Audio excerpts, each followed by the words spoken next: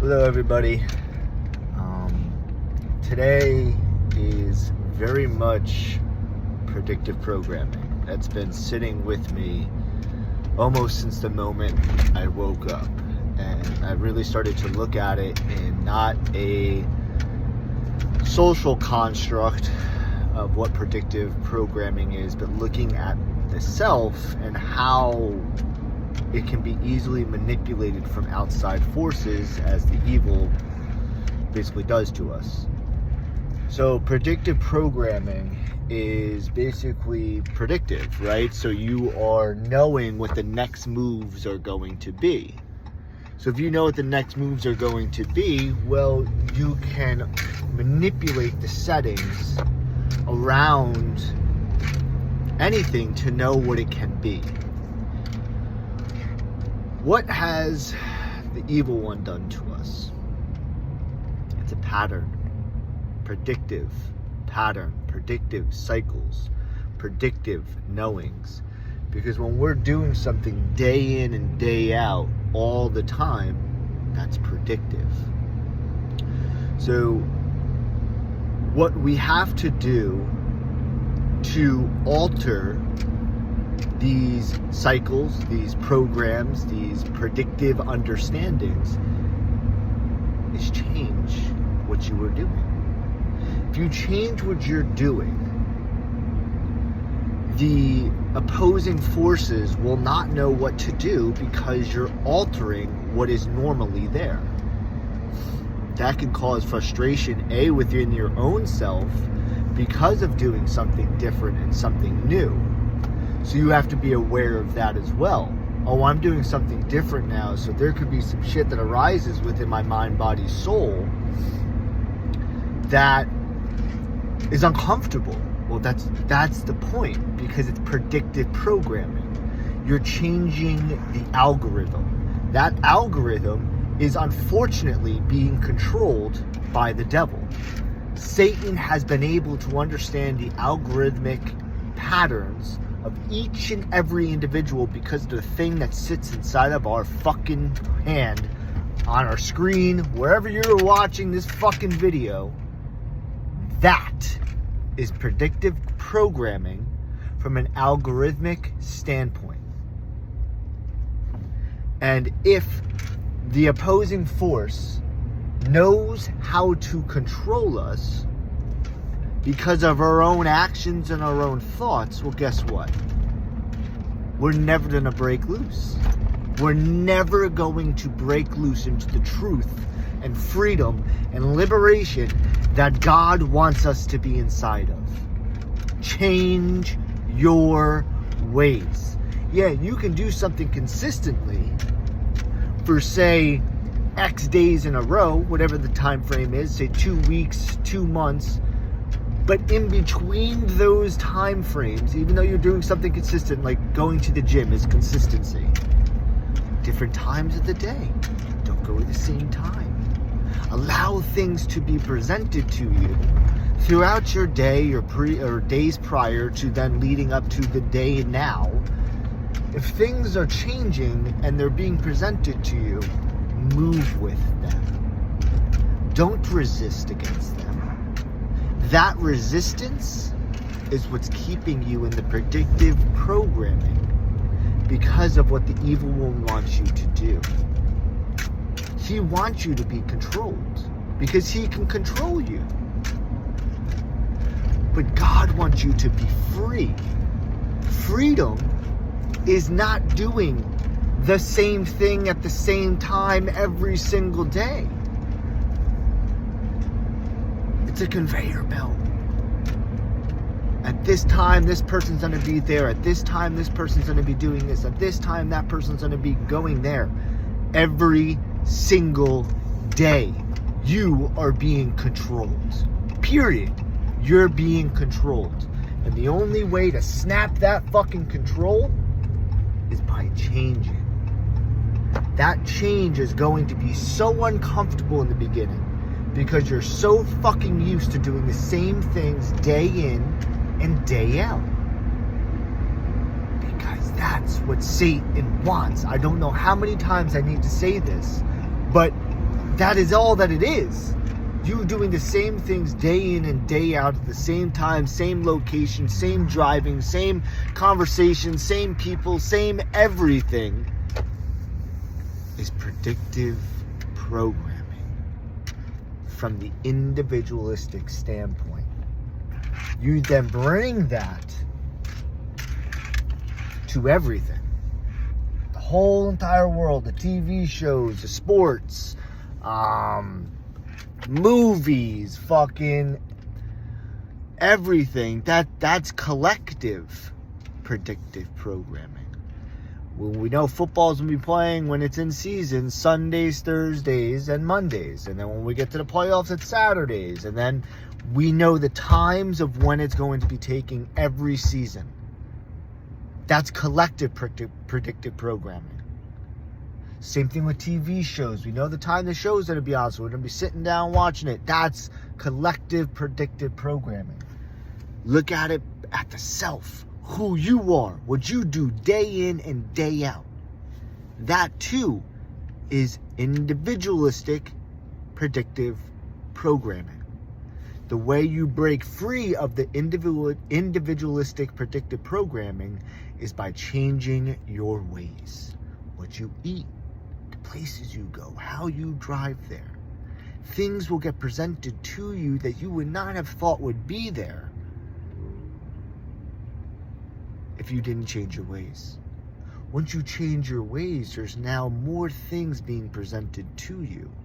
Those limitations of doing the same thing in day out, same thing day in and day out, is now expanding. We're supposed to be expansive, not limited. When we bring ourselves to expansiveness, we are letting ourselves discover more of what's out there. That's the beauty of God. God is everywhere. God is in everything. So when we allow ourselves to go to those places, which is everywhere and everything, we are no longer limited. We are free. We're free to move. We are sovereign. We no longer allow constrictions. It's the boa constrictor. Constrictions. What does that boa do to kill us? To kill an animal? Tight and tighter and tighter. Limitations and limitations. Smaller and smaller. Until it's nothing. That is the devil on our mind, body, and souls. We have to go the opposite direction. So when you start to uncoil the constrictions that have been on the mind, body, soul, what do you expect to happen? Growth. Expansion. Pain. Sorrow. Depression. Because you rejected something that you were originally supposed to be for so long because of the predictive programming. It's how we get out of this mess. From the physical to the spiritual. The spirit is intertwined inside of it all. The soul wants to be free as well. Not just the mind, not just the body. Every facet of who we are is looking to be free. But we have to go through the pains to get there. Because we're uncoiling the boa constrictor that has once been trapping us inside of our ways. Knowing what we were going to be doing, knowing what we were going to be thinking, where we were going next. You know how fucking scary that is? That's fucked up. That's fucked up that there is an entity out there that has wanted to know us from every single facet of who we are. And we obliged to it. We all gave in to it. Every single one of us gave into this entity. Consciously or unconsciously. For the ones that have been sitting in the upper middle to low class society, we were unconscious. We were unconscious to what we were giving up. No longer. There's too many of us starting to recognize what's been done. We're all seeing it now. Piece by motherfucking piece, we're starting to see it. And guess what? The evil one is feeling it. Look at the world around us. Look at this world. She, Mother Earth, was also being constricted by the evil. Look what she's doing. She's breaking free just like us. She doesn't want to be constricted anymore. She wants to be open. Move as she wants to move. Breathe as she wants to breathe. Do as she wants to do. She's uncoiling the constriction that has been on her. And that's why we're seeing the environment be what it is. And then that directly correlates to us. Look at us. Look what's happening to us. We're doing the same thing. We're all starting to wake up because we're realizing how much bullshit has been here.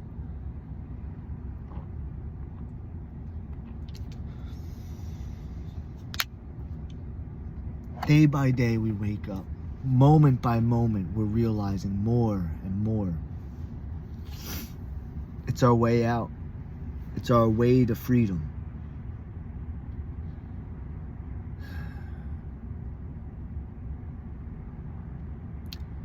Break the individual predictive programming.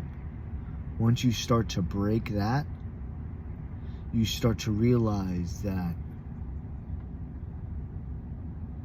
there's so much of a change that can take place on so many different levels of our existence, and we're connected to it.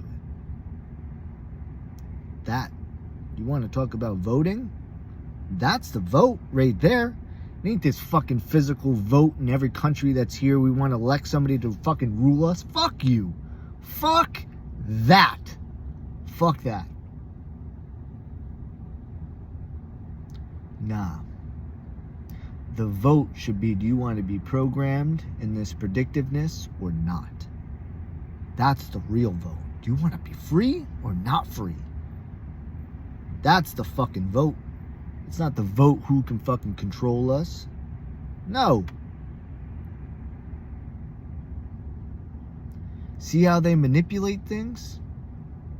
How they distort things and make it be what they want it to be.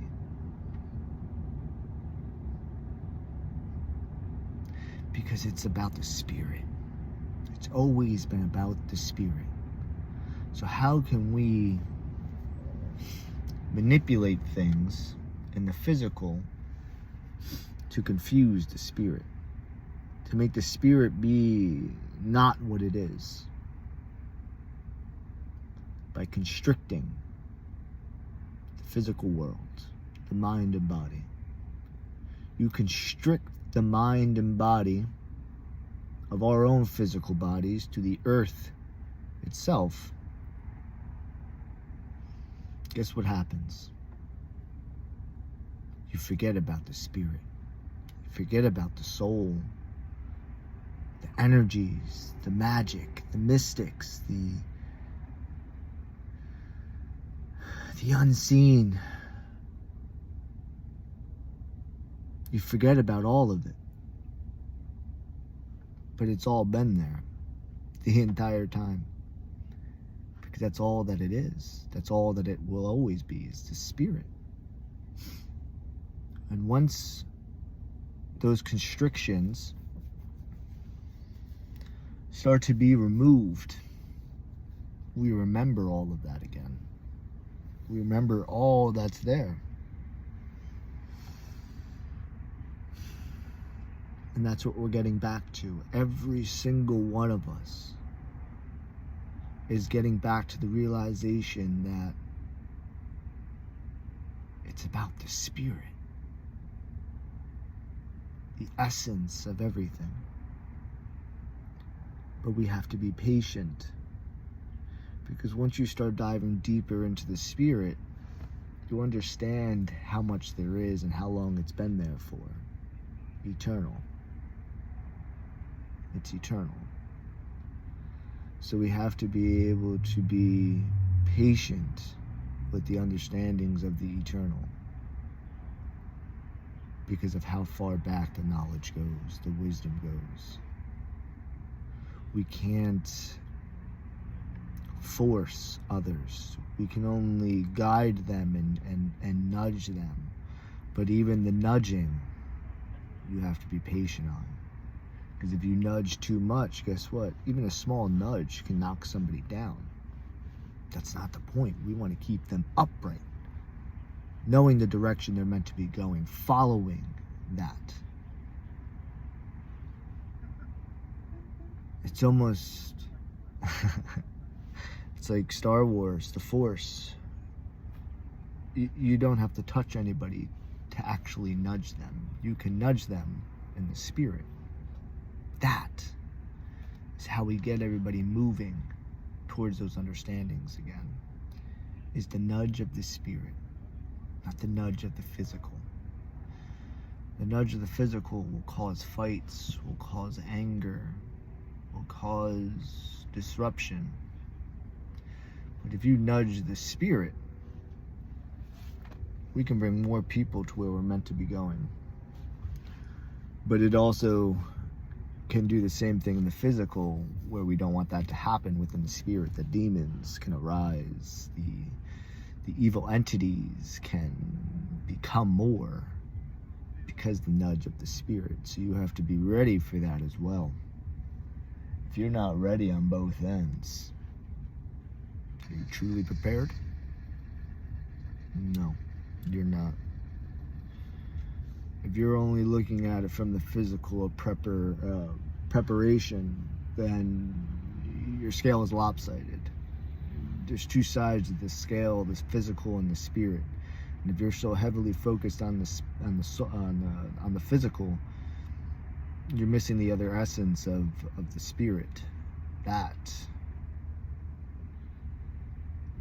is how we become whole. Is understanding that scale and that balance between the physical and the spirit. And when we find that balance, there is no there is no such thing as limitations. Those things are fully removed now, because you're in wholeness, you're in unity, you're in completeness. And when you're in completeness, you're working from all angles, knowing that it's providing you what is needed in all realms of thought, physical to the spirit. And there's many realms in between each of those, because of the layers that it's consisted of, and the formations, the algorithms as to where they come from and where they can lead to, forwards or backwards, and how you bring it's both ways. So you can make an algorithm extend out up, but you can also minute itself back down to nothing, and it's that working of time and dimensionality, and knowing that the vibrations and the energy, it can be risen up or it can be brought back down, but that takes a whole different level of understanding, and it's already been brought forth. I mean, that's what Christ was teaching us, was that's what he was trying to show us, is that you can upgrade or degrade all in the same motion, because of knowing the formations, the algorithms, and everything that is involved with inside of it. So you can go both ways with it, here, now, presently. But to get to it, it takes a very vast knowledge and a vast understanding of those different dynamics of the ups and the downs, which personally, I want to attain that. I would be so honored to be able to do such things, and to share it from a place of just love, of just Because that's all it's meant to be, is just love. It's knowing those informations, knowing that knowledge, that wisdom, to help people just unlock keys within themselves. That's all I'm trying to do, is help. I just want to help. But we have to go through pain to unlock those doors. It's part of the constriction that's been on us. Every single one of us has the constriction. It only comes from love. It's all that it comes from.